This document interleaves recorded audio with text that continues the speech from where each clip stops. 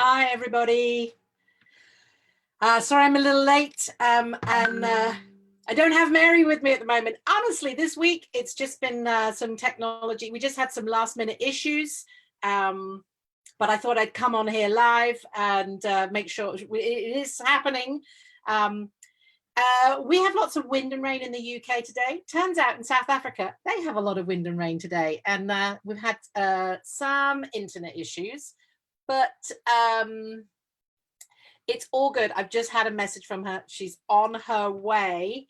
So I hope that everyone's excited for what? For we have lots of questions. Oh, I'm just listening to myself now. So yeah, so excited to have some questions for us. Who's out there? Can someone say hello? Do you have any questions already that you want to ask Mary? Hopefully she's on her way soon. Honestly, it's just that this week, you know, but this is what happens when we're a kind of global community. Not everybody's working in offices with high-speed internet and things like that. So we'll work it out. So yeah. So who's out there? No one's talking to me yet. Unless, see, I had a thing where I couldn't see the comments the other day as well. So maybe it's that. So yeah, it's all good. Oh, I can hear Mary. Oh, no, I can't. I can hear myself. I can hear Mary. So there we go. Oh, I can see some questions coming through now. Hi from Harvey. It was lovely to meet you. Harvey had a private session this morning. First person to do our sharks part 3. I know. Super exciting. And what do we do in Sharks Part 3? We've got sight and sound, new senses to look at. We have looking at prehistoric sharks, the evolution of sharks. So yeah, it's been super exciting. And then we also look at UK sharks. Ah, Mary's here. Hi, Mary. It's just I'm so sorry, technology. That's okay. We were just explaining how, you know, I'm just making you co-host so you can share your screen. We were just explaining, you know, these are the challenges we have on global communications.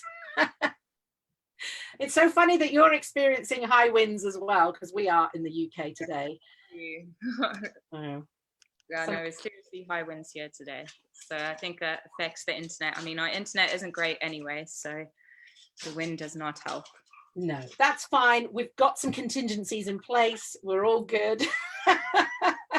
So everybody's here. I'd like to introduce everybody to Mary, who's from the Shark Marine Research Institute in South Africa. And Mary spends her time researching sharks. And down in South Africa, it's a good place to see some great white sharks ordinarily. So she's got lots of cool information, some great education. And oh, we've got someone else joining us. Hold on. I think, well, we don't. Okay. I removed Tash. I felt a bit mean, but I'm sorry, Tash. I don't think that was supposed to happen. No, I don't think so. It's all good. Everyone's used to us now. Okay, so do you want to get your screen shared, and I'll just be checking on to see if we've got any questions whilst we're doing that. Sharon says hi from Ashton. Not sure where Ashton is, but sounds lovely. I bet it's windy.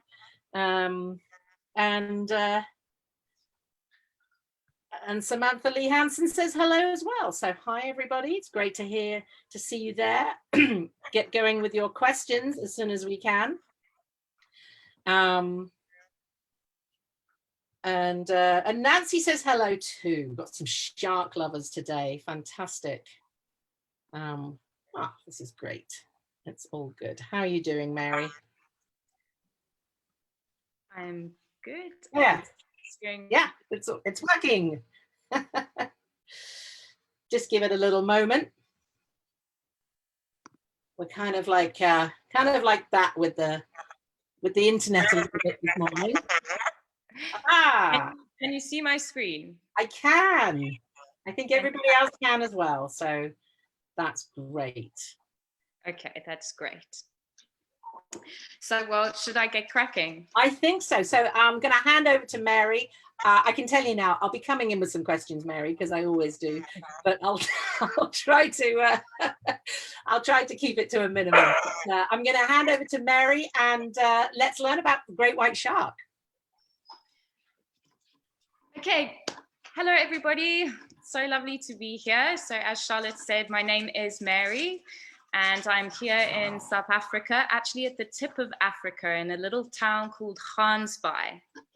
I'm actually originally from the UK and moved to South Africa about 8 years ago to follow my passion for sharks. And here I am studying the great white shark and other shark species as well, basically living the dream, which is awesome, and in such a beautiful place too. So let me get cracking and tell you as much as I possibly can about great white sharks in the next 30 minutes.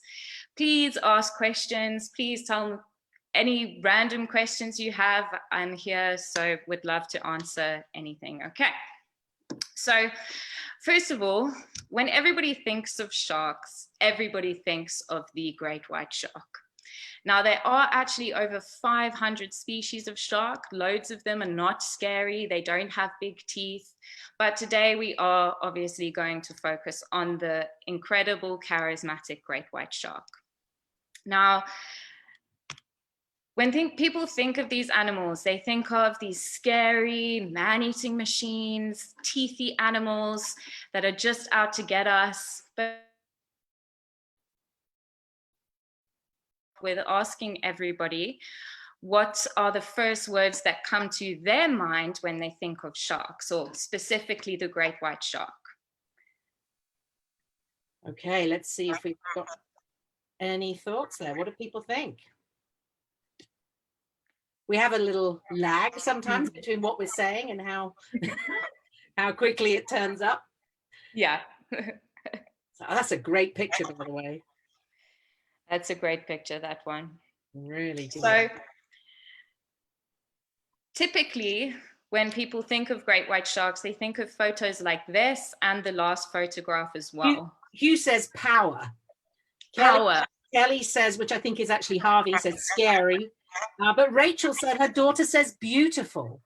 Nice. That's what I like to hear. Carissa says cute and big. That's Samuel, age 6. That's awesome. Swimming around shark eggs, minding their own business, says Fraser. Oh, that's Sharon great. just says they're awesome. That's really great.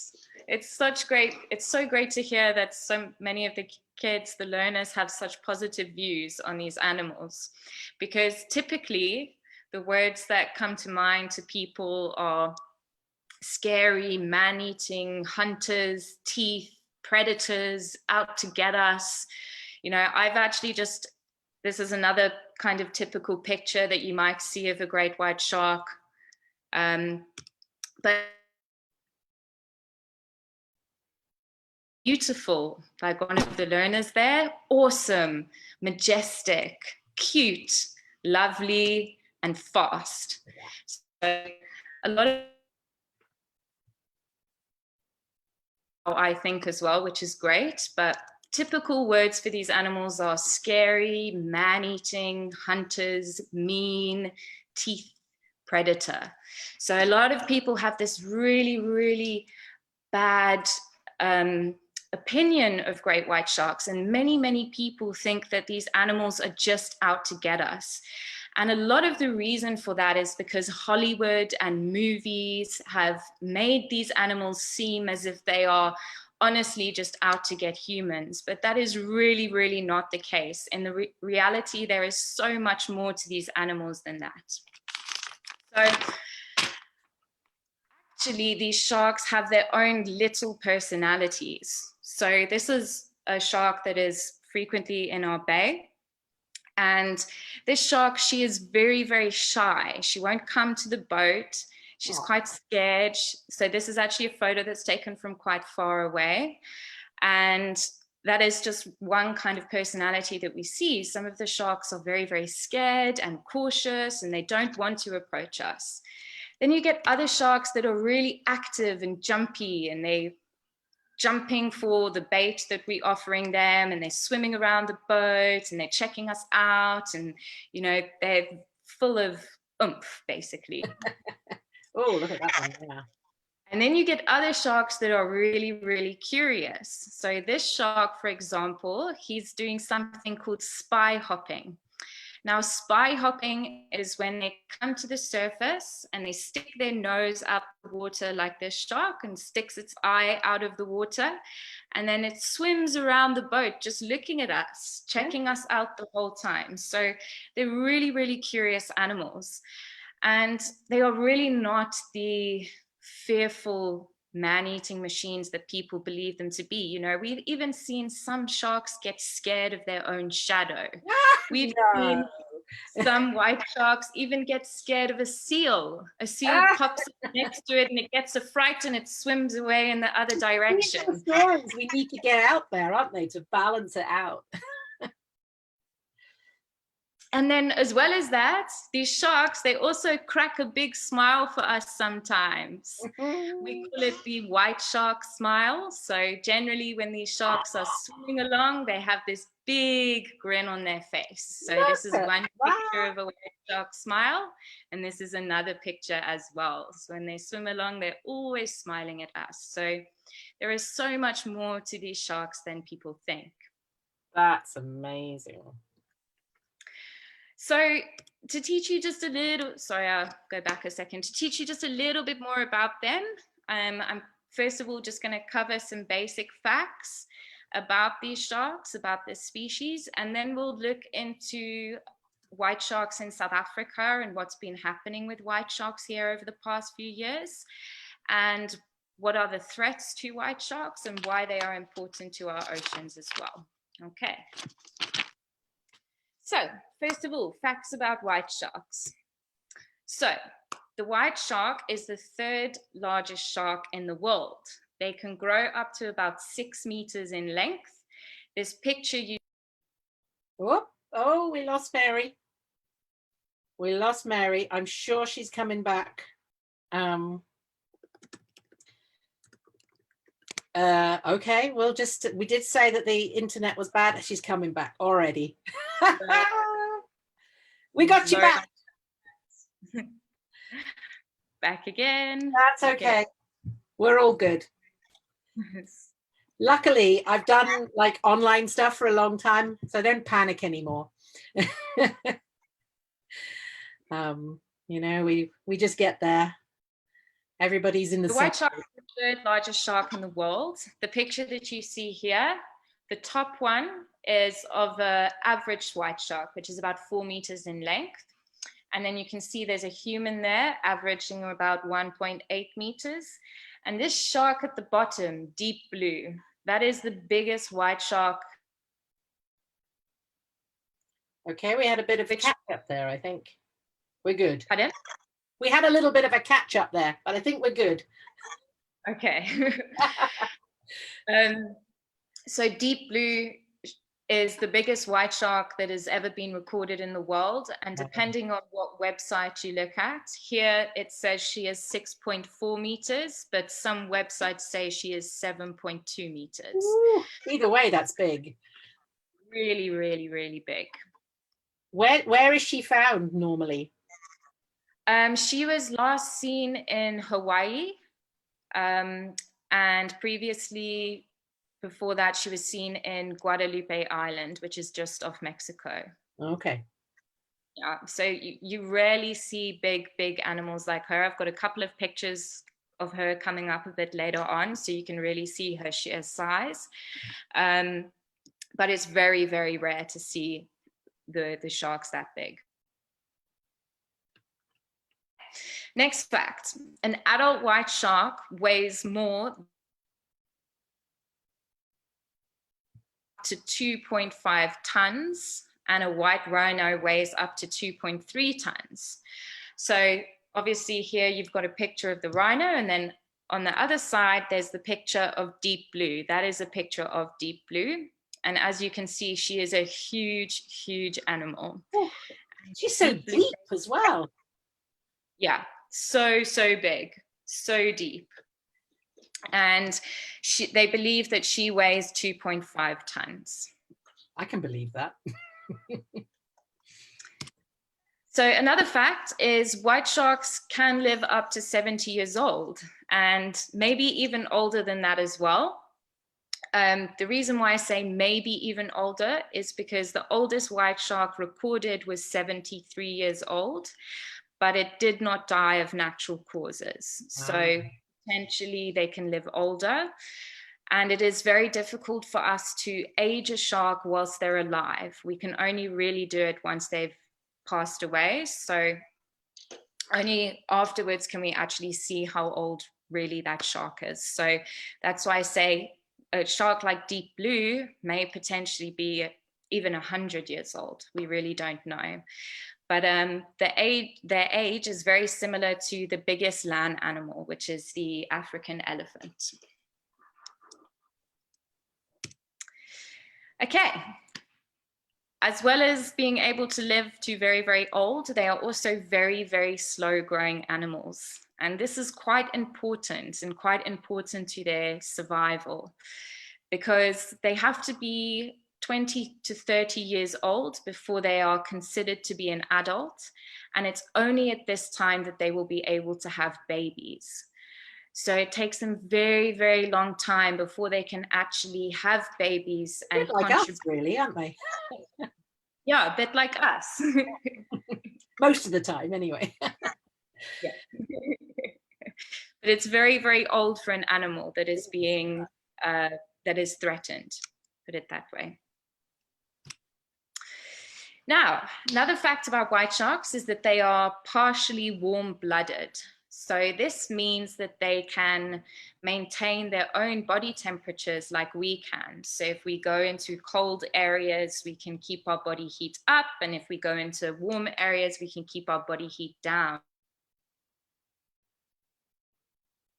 Special is because no other sharks can do this. So white sharks are unique in that way. And it also means that they are able to adapt to different water temperatures. So you can see on this map here that white sharks have a very, very vast distribution. Ooh. They are found all around America, all around South America, even at the top of Africa and in the Mediterranean, in warm oceans, but then also in cooler oceans around here, around South Africa as well, and then around Australia, New Zealand, and even around Japan and China. So they have a really, really vast distribution, and they can go in hot and cold water, which most sharks cannot do. Yeah, we've people like to think that there are great whites around the UK, and that I think that there was one, but it was still like hundreds and hundreds of miles off the Isles of Scilly, but the whole nation went crazy that there was a great white shark near the UK. It was literally hundreds of miles away. But technically, we could have, I was reading about it, that we could have them here. You know, there's no reason necessarily for them not to be here, but they're just not, or haven't been officially cited anyway. Yeah. I mean, I do think that the water is a little bit too cold there. Right. Of course, that's changing. Africa, on the one side of the tip, the water is warmer, and on the other side, it's colder. Yeah. Now, you do get them on the colder side, but it's much, much rarer. Right. You see them more on the warmer side. So there is a sort of threshold. Once you go under about 10 degrees, it's really not comfortable for them anymore, and they're more likely to actually die in those sort of temperatures. So I think England, the waters might be a little bit too cold. Yeah. Maybe in summertime. And it's actually funny because there are quite a lot of seal islands around England as well. So exactly, yeah. There could be one or two around, but it is incredibly rare. Now, another thing about white sharks is they have this absolutely massive liver. Now, the reason why I'm telling you about the liver is because they use their liver to control their buoyancy in the water. So it means that they can obviously swim up and down the water column, and their liver is full of oil. So this is what allows them to do that. And as well as that, the liver is sought after by predators like the orca whale, for example, which I'm going to talk a little bit more about later. But the liver of an adult white shark is up to about 1/3 of its body weight. So if you take deep blue, for example, its liver, her liver could weigh nearly a ton. So it's incredible. And the picture you see here, this is a white shark liver on the screen, and this is a lady laid down next to it. So the liver has 3 lobes. It's got a left lobe, a right lobe, and a middle lobe. And in this picture, the lobes have been put flat on the ground. And this is just to show you how big the liver is. It's absolutely massive. Amazing. Okay, another fact about white shark, their teeth. White sharks can have up to 3,000 teeth at a time, and they may have more than 30,000 teeth in their lifetime. So again, if you look at the picture here, you can see that the shark has got rows of teeth. So with white sharks, their teeth keep growing the whole time, and they have a conveyor belt of teeth. And as the front ones fall out, the back ones come to the front. So they never ever lose all of their teeth like us humans. They keep growing teeth their entire lives, which is why they might have more than 30. I have a set of jaws to show you here. As an example. Now, this is not, unfortunately, a white shark jaw. This is a ragged-toothed shark jaw or a sand tiger shark jaw, but it shows you really nicely the conveyor belt of teeth. So I'm going to get it nice and close so you can see. And what happens is the teeth are growing already, so that when these front ones fall out. You could just stop the screen share and then people could see it. Oh, okay. That might be cool. Sorry. I'm making it awkward for you. No, it's fine. It's perfect. Thank you. Can you see it now? Yeah. Yeah. Okay. So, as you can see, you've got your front teeth, and then inside the jaw, there's rows and rows and rows of teeth that are already growing. So what will happen is as these front teeth fall out, these new teeth will push forward and become their main teeth. And that will keep happening throughout their entire lifetime. Okay, and you have it on the top and on the bottom, and on the top as well. So it's very, very cool. And that is also why we find lots of shark teeth around, because their teeth do fall out. So a lot of people ask questions about buying shark tooth necklaces and things. And actually, 95% of the time it is fine, because it's just where people have picked up teeth from them falling out. That's good. That's fantastic to see. Really, thank you for showing us that. Pleasure. Okay, next. So white sharks can swim up to 35 to 40 miles per hour. So they're really, really fast animals, and they have a lot of power. And they can swim so fast that they can actually propel themselves completely out of the water in what we call a breach. So just to demonstrate this, I've taken a video off YouTube of actually a researcher here in another bay who was studying the breaching behavior of the white sharks. So it's just a short 1-minute video to show you how these sharks have so much power to propel themselves out of the water. Fantastic.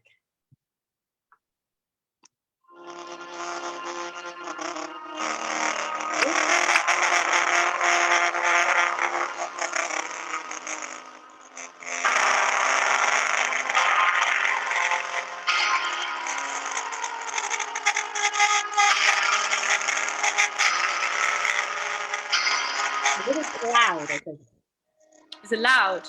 Yeah, that's better. Ooh.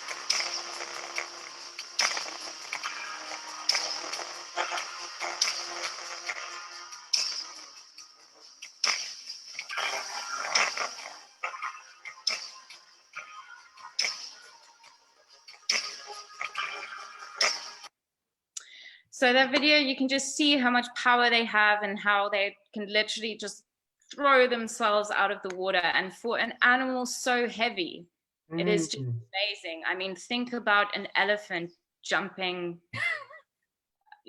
at all. You know, it just doesn't happen. So it's incredible that an animal that is so big and so heavy has enough power and muscle to be able to do this behavior. And they normally only do it when they're hunting, or if they get scared of something, you might see them do it. We had a question from Harvey, who was saying, how did you get the teeth out? And I don't think the teeth were out, but maybe he was talking about how that jaw came to be. Oh, okay. So this jaw was actually given to me by a friend of mine who is sadly a commercial fisherman. So this is not a white shark jaw. Let me just make that clear. It's not a white shark jaw. It was a sand tiger shark jaw. And it's several years old now. So basically, unfortunately, the shark was killed. And then I was later on given the jaws. The guy who caught the shark kept the jaw for himself and then gave it to me for educational purposes. That's great. Cleaning it up must be quite the job, right? Pardon? The cleaning it up must be quite the job. Yes, it is. It's not easy to clean one of these jaws at all. But there are ways to do it, and there are a few tricks as well. So there's things like you can put jam on and put it near an ant's nest and things. And so there are a few tricks as well. But I unfortunately, I don't have a white shark jaw, which is perhaps a positive thing. Yes, there's pros and cons. We've got another question from Sharon, and he said, what is their favorite food? Okay, well, white sharks' favorite food, I mean, most people would say that it is seals, and they do like to eat seals. However, they also eat smaller sharks. Smaller sharks make up quite a huge proportion of their diet. And they also eat big game fish like tuna as well. So it's hard to say what their favorite food is. No. Because actually every shark is different. Some sharks like to eat. Sorry. Would they eat other great white sharks? Smaller ones? No, generally not. No, not small great white sharks. But they will eat other smaller species of shark. And that makes up quite a huge proportion of their diet, especially when they are juveniles, when they are young. Because it's only once they get older that they can actually feed on the mammals like seals and dolphins and things. And actually their most favorite food is whale. So if you have a deceased whale, a dead whale that is floating, you will get the white sharks coming from miles to come and feast on that whale. They will not. They won't attack anything bigger than themselves. So they will not attack a whale, but if the whale is dead, then they will definitely take advantage of that. They absolutely love it. All that blubber. Lots of blubber and fat. Okay, another thing about white sharks that I want to tell you about is that they can be identified using their dorsal fin. So the dorsal fin, I'm hoping everybody knows what the dorsal fin is, but They've just to been on recap. my introductions to sharks part 2. They'll know about the dorsal fin and what it does. Okay, that's great. So as Charlotte's told you, it's the top main fin of the shark, and each dorsal fin has a different notch. Look at the trailing edge of the shark. You can see there's all these notches on that edge of the shark, and that is like our fingerprint. It is unique for each shark, so we can use it like a fingerprint ID. And this allows us to monitor the animals. It allows us to see which sharks are moving in and out of our bay. It allows us to keep a database of the sharks that we see so that we can actually come up with population estimates. So it's a really, really useful tool. And what is also so great about it is that you don't have to harm the shark or touch the shark or do anything to the shark in any way at all. You just have to take a photograph of its dorsal fin. So it's such a fantastic method of being able to monitor the species. And it's not the same with every shark. So it's quite special that white sharks have this. Okay, we've actually covered their food, so I'm going to skip this slide. Now, finally, the last fact I have on white sharks is that they cannot be kept in captivity. Now, this picture that you see here is of a 3.5 meter white shark that was put in an aquarium in Japan. And this shark survived just 3 days, after which time it unfortunately died. So unlike other sharks and other animals, these sharks, it's impossible to keep them in an aquarium. They get too stressed out. They start banging into the sides of the glass.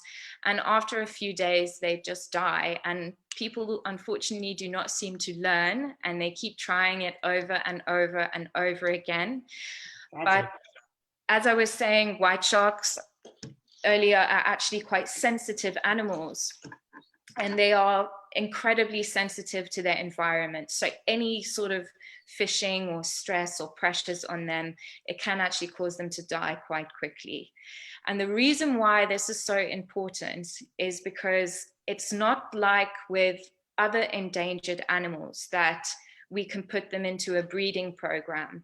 You know, with elephants and pandas and rhinos and tigers, we put them into breeding programs so that we can stop the species from becoming extinct.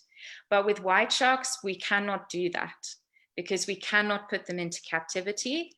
And as well as that, we know absolutely nothing about their breeding. So we could never reciprocate an environment that we know absolutely nothing about.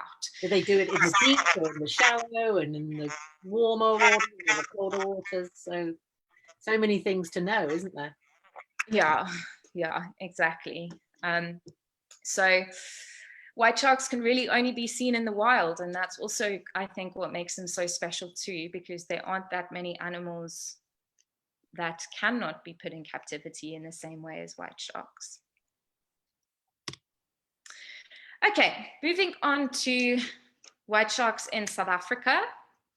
So this is just a picture of Southern Africa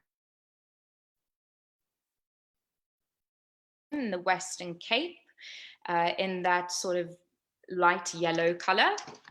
And then if we zoom in a little bit more, this is very zoomed into the Western Cape here. You've got Cape Town on your left-hand corner. And that bay by Cape Town there, where you've got Simonstown, Muizenberg, Strand, Gordons Bay, that is called False Bay. Now that always used to be one of our main congregation sites here in South Africa. Now, if you travel down the coast a little bit and you see the whale there, next to the whale, just underneath that, you can see Gansbaai, and that is where we are. Now, Gansbaai has always traditionally been known as the great white shark capital of the world. Now, the reason for that is because we have this island here. So I've moved on to the next slide now. On the left-hand side, you've got this island, which is called Dyer Island. And on the right-hand side is a smaller rock called Giza Rock. Now, between the island and the rock is the famous Shark Alley. So Shark Alley has been renowned around the world for many, many years as the place to come and see great white sharks.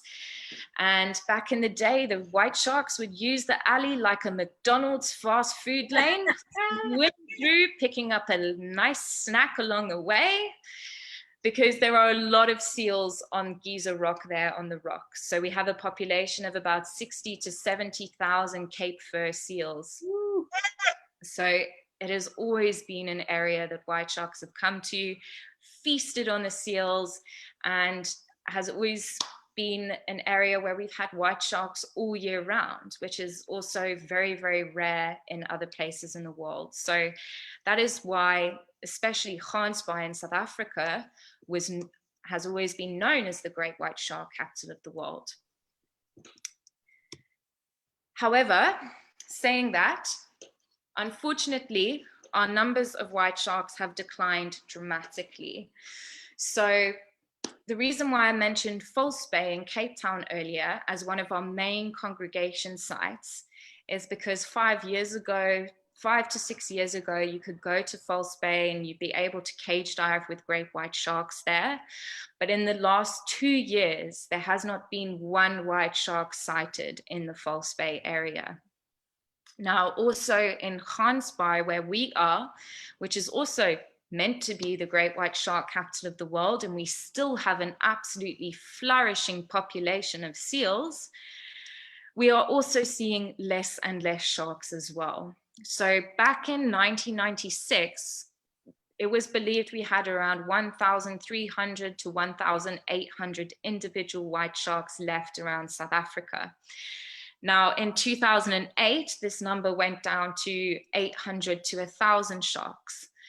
And more recently, in 2016, the most recent estimates say that we have 300 to 500 individuals left around our entire coastline. And our data, which hasn't been published yet, but is based on data from 2016 to 2020, show that we only might have 200 to 300 individuals left. Oh, so that's crazy. Yeah. No wonder there's a lot of seals. Exactly. That's why there's a lot of seals, and sadly our populations are declining. And this is happening even though the white shark is a protected species in South Africa. So, what is threatening our white sharks? Let me tell you. First thing is beach nets and drum lines. So, beach nets are obviously put there to protect swimmers from sharks. They look a little bit like this in the water, where you sort of have floats on top of the water and then the net goes to the bottom. And this is what they look like underwater. And obviously they're put there to protect swimmers from sharks. But sadly, they do catch a number of sharks every single year. On average, 20 years ago, they were saying 50 to 100 white sharks were being caught a year on the beach nets. So it is a huge, huge problem. That number has gone down, but the population has gone down, so the number would go down. And the thing about these beach nets is that they're not only bad for sharks, but they are also bad for turtles, for whales, for birds, for everything. So beach nets it's actually very selfish of humans to put beach nets in the water, because even though we're protecting ourselves, we're hurting the environment and hurting the animals at the same time. And we need to figure out a way that we can live with them and not shutting them out, because otherwise things like this happen, which is not very nice. No. Are there different ways that people are doing things to try and... Are there different ways that you could potentially, help people that want to swim in the ocean but not harm the sharks? Yes, well, they are coming up with some eco-friendly alternatives to beach nets and drum lines as well. One of them is called the shark safe barrier, which is it's a visual deterrent because it's made to look like a kelp bed. Now, kelp is big seaweed in the water. It goes all the way from the bottom to the top. So the shark safe barrier is made to look like artificial kelp. And that's a visual deterrent for the sharks because they don't like to swim through the kelp. And as well as it being a visual deterrent, there are also magnets inside the pipes, which are specifically tested to deter your big predatory shark species in South Africa. Excuse me, like your great white shark. So this has been tested, it's had 100% success, and now it's just a case of getting it implemented everywhere. Yeah, especially in places like Australia and South Africa. They have the same issue, yeah.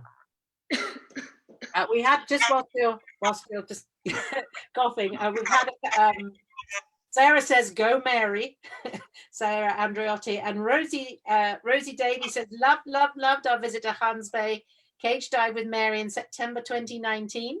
Absolutely superb. So lucky to see 2 white sharks. That's awesome. Are you okay? Do you need a glass of water or anything? Yeah, no problem. Wow. Just getting a glass of water there for Mary. Are there any other questions anybody wants to ask? Put them in the comments. And then I guess the other thing I wanted to say, the shark safe barrier is an amazing thing, and it's trying at the moment to be spread across in Australia. Even in Reunion Island, they have a test going on there to see if it works for the bull sharks. But if you're swimming in an area where there are no shark nets, then either you need to make the decision that you're going into the water and you accept that responsibility that something might happen, or you don't go into the water. Yes, quite simple. There's a choice.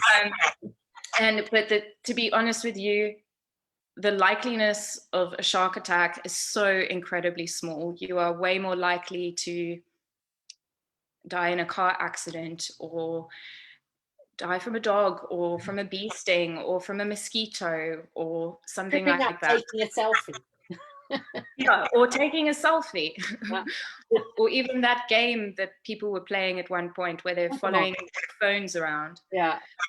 So actually, and one of the funniest ones is you are more likely to die from a vending machine falling on you than you are from a shark. That's amazing. Because 80 people a year die. It's sad that people die from vending machines, but it's, who thought that was a thing? Yeah, I know. I never thought it was a thing, but it is a thing apparently. So it's very, very unlikely that a shark attack would ever happen. These animals are not interested in us, and if they were, we would be seeing shark attacks every single day. Because some of your biggest predatory species, like great white sharks, they are inshore predators. So a lot of the time they're quite close to shore. A lot of the time the surfers are swimming with them and they have just no idea about it. And if they really were the man-eating machines we believe them to be, we would be seeing attacks way more frequently. And good to know. On top of that, often what happens with sharks is, as I mentioned earlier, they're very, very curious animals. So most of the time when attacks happen, the shark bites the human and then leaves. Now, the reason for that is because that bite was a curiosity bite. Sharks don't have hands to feel. They can't touch things and go, oh, that's my computer and that's my table. So when they see something in the water that's foreign to them, they bump it with their noses, or they go to bite on it to figure out what it is. So it's just unfortunate that sometimes this curiosity bite, because white sharks are so big, is often fatal to humans. But people don't actually get eaten by sharks. They actually normally die of blood loss because of that one bite, and then the shark leaves. So sharks said, watch out for those vending machines. Because they're more likely just before you go on, we've had a comment from Craig Moss. Says, hi, I'm the owner of Eco Shark Barrier, and I won't give up the development of the product. The product is getting better all the time. So that's great. Oh, that's amazing. And Luis, sending best greetings to Mary and the amazing crew at White Shark Diving Co. Love seeing Mary share extensive knowledge on sharks globally. Best volunteering experience ever for those considering. That's great. That's so lovely. And Andrew says, bump, blump, nom, ugh, spit. Which pretty much is what a shark would do. Pretty much, yeah. Great. Anyway, back to you. Okay. Okay, so moving on, I was just going to mention about drumlines as well. Drumlines are sort of like well, they're not like beach nets, but they're there for the same purpose, to protect humans from sharks again. And this is what they look like, the sort of cartoon that you see here. So they've just got an anchored buoy and an anchor, and then it's basically a float with a big piece of line and a hook on it. And there's a magnet which attracts the shark to the drumline. And so the shark gets attracted, and then unfortunately the drumline catches the shark, like you see in the photo next to it. That is a white shark that's been caught on a drumline, unfortunately. So drumlines are another problem, especially in Australia. It's a big threat to our big sharks there. Okay, another threat to white sharks is overfishing. So I'm sure we all know that, unfortunately, there is overfishing happening all over the world. And this really is impacting our white sharks, and especially here in South Africa, because as mentioned before, white sharks do not only eat seals. In fact, that makes up a very, very small proportion of their diet. So they're normally eating big game fish and smaller shark species, which of course are the two things that are very heavily fished, big game fish and small shark species. So we are depleting their food resources, which is just creating greater competition between individual white sharks, which is just making it more difficult for each white shark to survive. And the picture here is of a shark longliner. So I'm not sure if anybody knew what a longline is, so that's why I put this picture here. And essentially, as you can see, there's floats on top of the water, and from each float attaches a piece of line, which is attached to another piece of long line. And every meter or so, you have another piece of line, which has a hook on. And here in South Africa, we have a big problem with shark demersal longline fishing, which means that our shark longliners, they are targeting our white shark's food. And it is a huge issue. And since the number of permits has increased, or the longlining has intensified, we've seen quite a big difference in our white sharks here. And it's not just about their food resources being depleted, it's also the fact that white sharks can get caught as bycatch on these lines too. So it's a sort of double whammy of a problem. And we are trying our best to fight it, and we are hoping within the next couple of years that at least there will be stricter quotas in place to control this, because at the moment, unfortunately, there's not even quotas to control the amount of shark that they can catch, even though the great white shark is protected. So they're not allowed to be caught, but accidents do happen. And you know, when you only have a few hundred white sharks left around the coastline, even just one or two individuals, it's going to take a long time. Huge. So overfishing is quite a problem. And then environmental change, that's another problem too to these sharks. The shark is swimming quite close to shore here. They are inshore predators. So that means that they are very susceptible to what is happening on land, and they are very susceptible to pollution, and they are susceptible to changes in the water temperature and even changes in oxygen and things like that in the water. You know, these sharks are very, very sensitive to all of these things. And in False Bay, for example, the place that I mentioned earlier, which is the other site that we used to see white sharks where we haven't been seeing them for a couple of years, there's a big runoff of pollution into that bay. So we think that might be another factor which is causing the sharks to stay away. Yeah.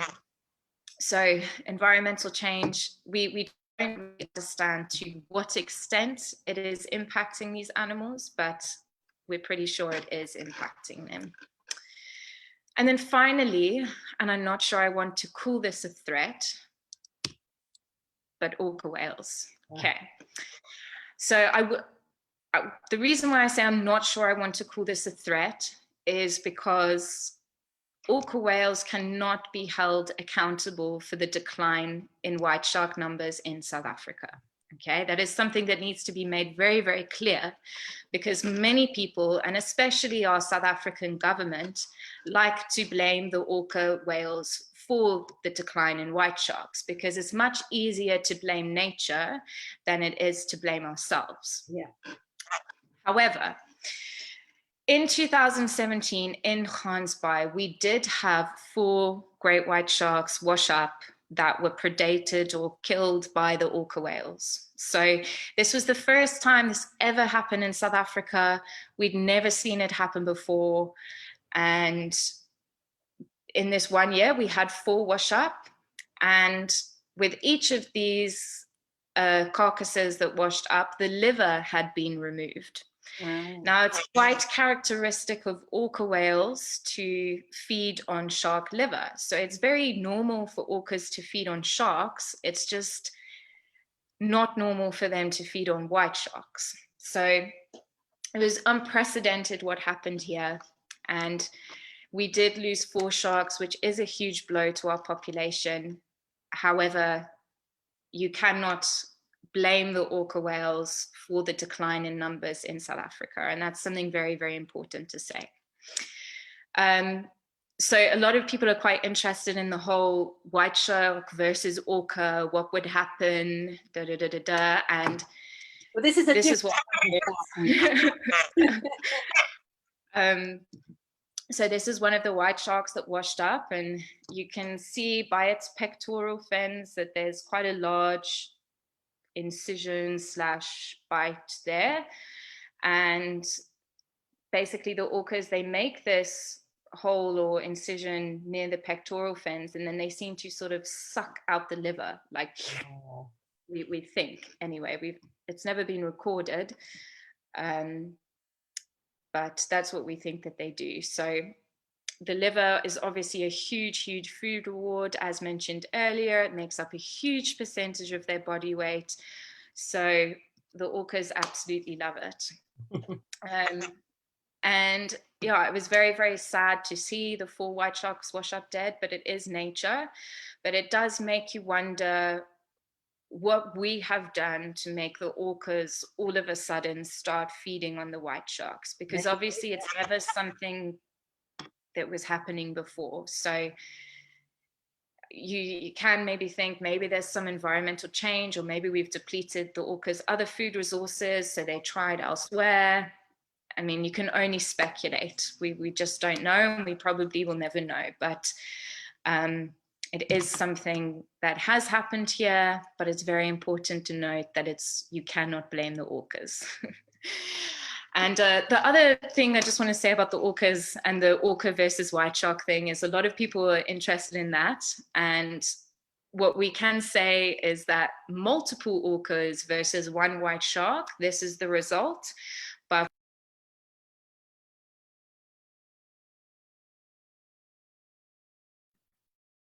oh, we've lost Mary again.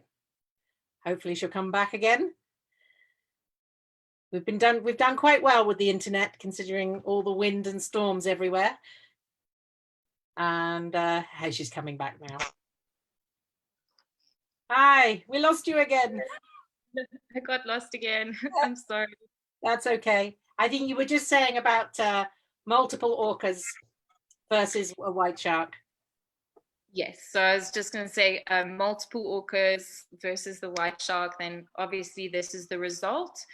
but one white shark versus one orca that story is yet to be told. So I'm not sure if we'll ever see that happen, because orcas do obviously hunt in packs, but it would be interesting to see what would happen with one big white shark versus one big orca whale. But that's probably more for Hollywood than it is in reality. Yeah. So why is all this important, and why are white sharks important? Apart from them being absolutely awesome animals and the best sharks ever, Good enough reason. Let's just stop there. Yeah, I mean, apart from that, they are also really, really important to our environment and to our ecosystem. So as you can see, this is a very, very basic marine food chain, okay, that I've put on this slide. And white sharks are at the top of the food chain. So if you get rid of them, everything below them in the food chain is going to be out of balance and not in check. So really, white sharks are controlling the food chain, just like the bottom of the food chain is also sort of controlling the top of the food chain as well. So if we lose our white sharks, it is inevitable that our marine ecosystems will break down. And that is really shooting ourselves in the foot, because not only do we all depend on the oceans for food and resources, we actually all depend on the oceans for the majority of the oxygen that we breathe. So protecting our oceans is protecting ourselves. And a huge part of that is protecting sharks, because healthy oceans need sharks. It is really, really important. And one of the most important species is the great white shark, because it is an apex predator. So quite often we need people to think beyond the teeth. We need people to think, beyond the scariness of these animals and beyond Hollywood. And we need them to think about their have around, not just for the ocean, but for ourselves too.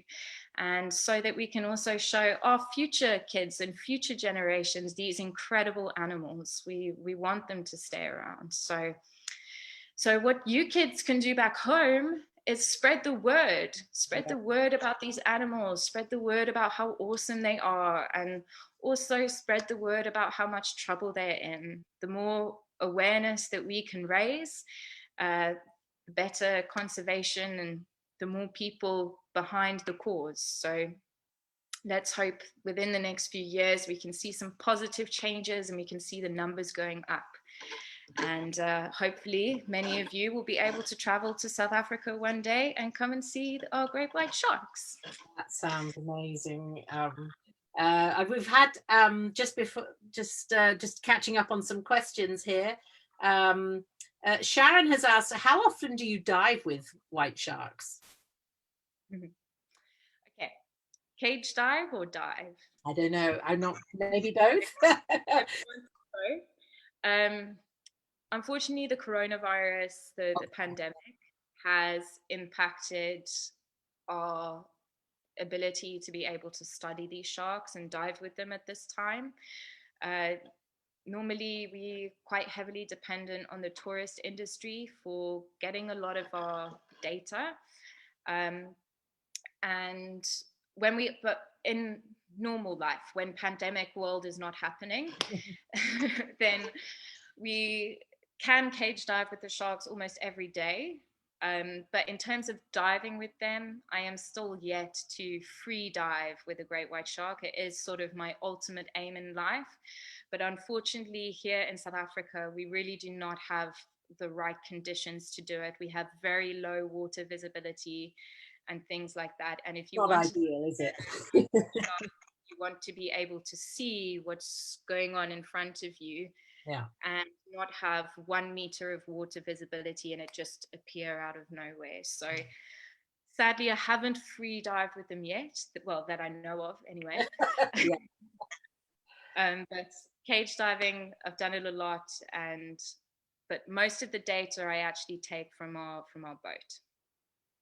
Exactly. And we've got a couple of other people saying they're frustrated with the Australian government use of shark nets, and we agree with that. And Helen says, think beyond the fear. I love that. That's great. And Nancy says she's coming soon. She's coming soon to go diving with you. And then we have a more technical question from Andrew Pollard, who says, any recorded impact of accumulated toxicity from microplastics in prey items on great white sharks? So basically, are sharks getting impacted from plastic entering the food chain lower down? I mean, as far as I know, in South Africa, that hasn't been studied yet on our great white sharks. Probably because we don't have enough dead sharks to study in terms of their stomachs and things like that. We don't have enough carcasses to actually be able to see if this is having an impact. Now, and obviously with other animals, with other shark species and other fish species, quite often the animals are sacrificed for science. But with an animal like white sharks, which are obviously an endangered species, you're not going to let that happen. So as far as I know, here in South Africa, that hasn't been studied yet. And there's been actually very little work done on the impact of microplastics to sharks.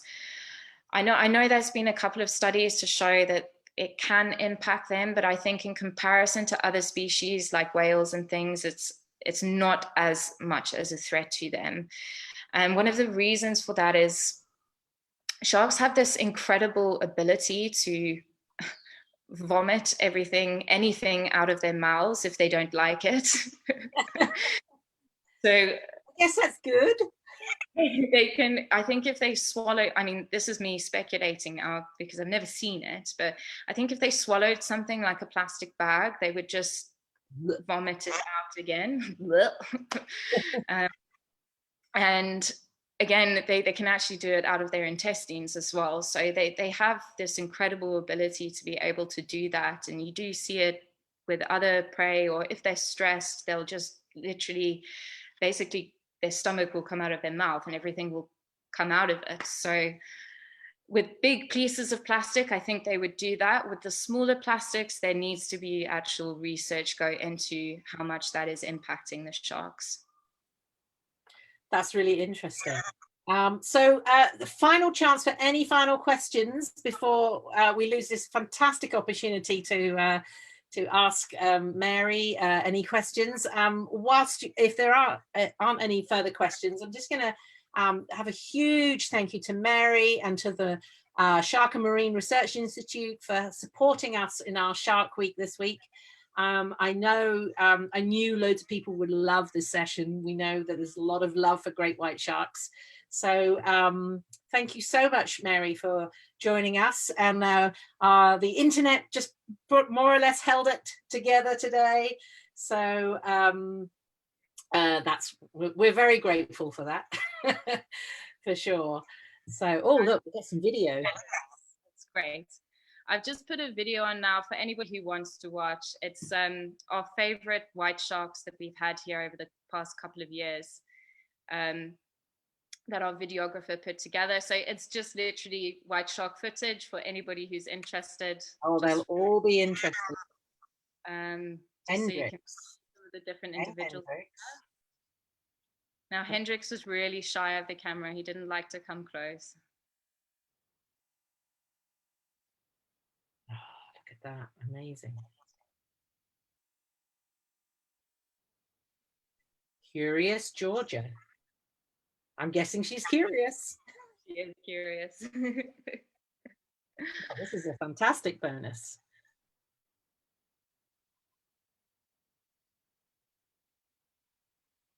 A few more comments coming in as we go here. Somebody's watching from work. Naughty. Thank you so much, says Carissa. That was fab.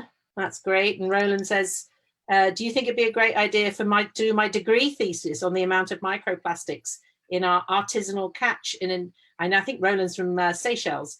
Artisanal catch, interesting, or something in that lane. Well, I think that's great. That would be really, really interesting. Very, very. Andrew says, he was talking last about the plastic. Oh, look, I just keep getting distracted by these amazing sharks.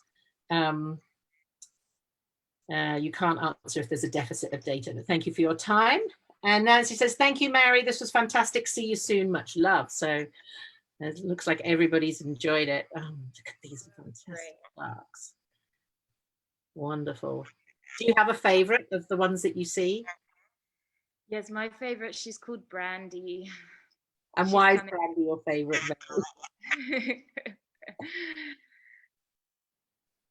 This is Lenny. He's also great. As you can see, that quite a few of them actually have hooks and stuff in their mouths, and that is mainly from the long line. Yeah. Ooh, hello. Ooh. Chaos.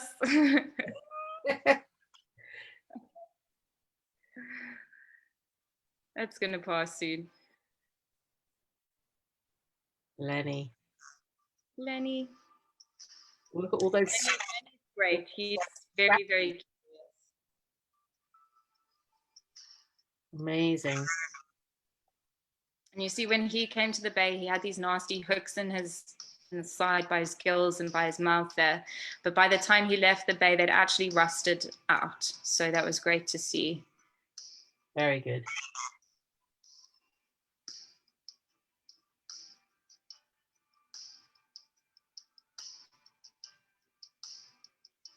I see what you mean about the water visibility. Yeah, it's not great. Most of the time, it's not great. Oh, look at that. Fantastic.